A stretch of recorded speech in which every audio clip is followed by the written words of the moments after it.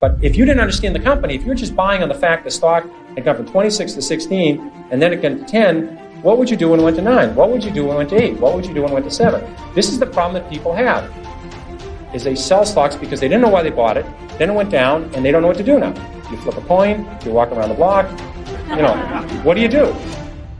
Today, we are learning from one of the greatest investors in history. Peter Lynch was a legendary mutual fund manager at Fidelity Magellan Fund. He achieved a 29% annual return, absolutely crushing the stock market over 13 consecutive years.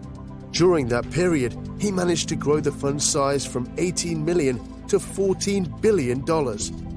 Afterwards, he retired early at 46 years old.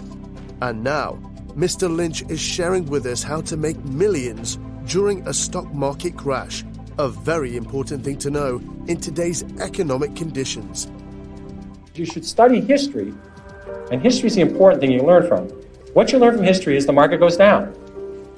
It goes down a lot. The math is simple. There's been 93 years a century. This is easy to do. The market's had 50 declines of 10% or more.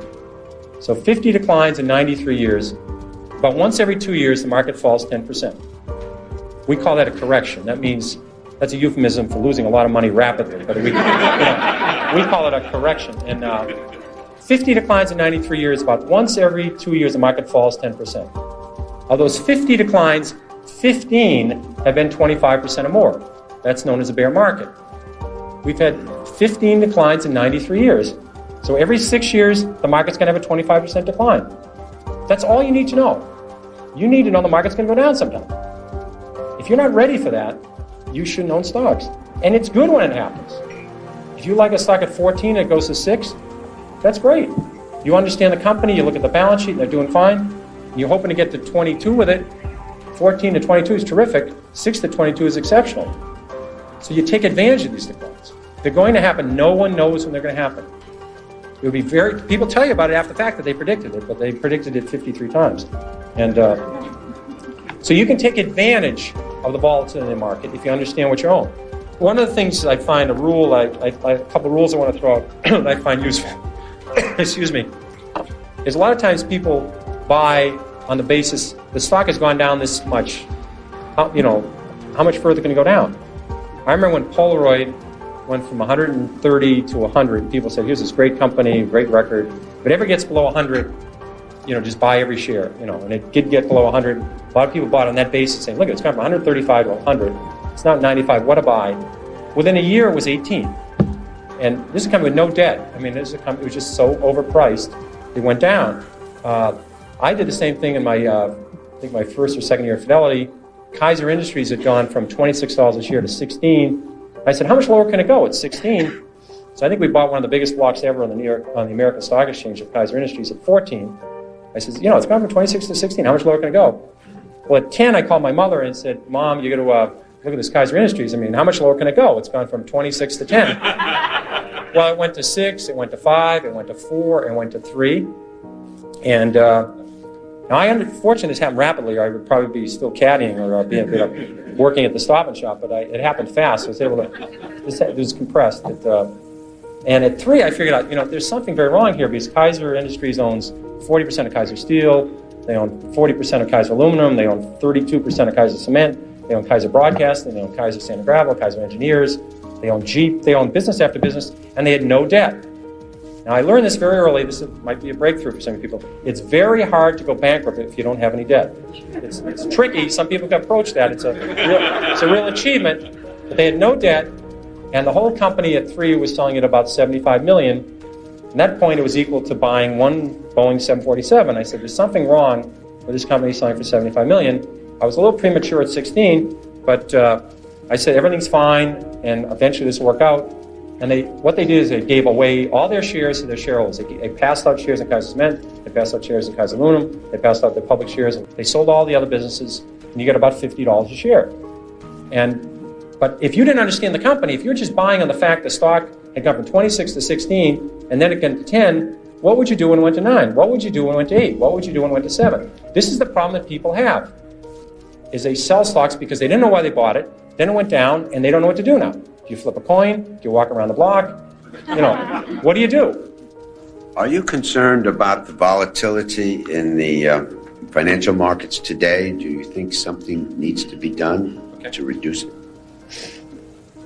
I love volatility. I remember when in 1972 the market went from down dramatically, and Taco Bell went from 14 to 1. They had no debt. They never had a restaurant close, and I started buying at 7, but I kept on to it, and it went to 1. And it was the largest position in Magellan in 1978 when it was bought out by $42 by Pepsi-Cola. And I think it would have gone to 400 if they didn't buy it out. I think volatility is terrific. I think these callers are very important. I don't think the market going up 80 points one day and down 80 the next is a good thing for the public. I think that's not a very good thing. All these callers and all these other things, to keep the volatility down each day is important. But the market's going to go up and down. Human nature hasn't changed a lot in 25,000 years. And some event will come out of left field, and the market will go down or the market will go up. So volatility will occur, and markets will continue to have these ups and downs. I think that's a great opportunity if people can understand what they own. If they don't understand what they own, they can own mutual funds, try and figure out mutual funds they own, and keep adding to it. Basically, corporate profits have grown about 8% a year historically. So corporate profits double about every 9 years. The stock market ought to double about every 9 years. So I think the next market's I'm pretty convinced the next 3,800 points will be up. It won't be down. The next 500 points, the next 600 points, I don't know which way they're going. So the market ought to double in the next 8 or 9 years. It ought to double again in the 8 or 9 years after that. Because profits will go up 8% a year, and stocks will follow. That's all there is to it. October has always been a special month. I remember in 1987, I was very, I was very convinced the market was not in trouble, and I didn't worry about things. And it's a great golf vacation to Ireland. We're going to visit one course and stay at a little house, and visit another. Go all along the west coast of Ireland and play golf. And we left on a Thursday night, and the market went down 55 points that day, which was not too good. And the next day we got to Ireland, because of the time difference, we'd completed our day, and I got back to the hotel and I called in. The market had gone down 112 on Friday. And I said to Carolyn, I think if the market goes down on Monday, we're going to have to go back. And so we stayed there for the weekend. And on Monday the market went down 508 points, and my fund went from I think 12 billion to 8 billion, and that gets your attention, in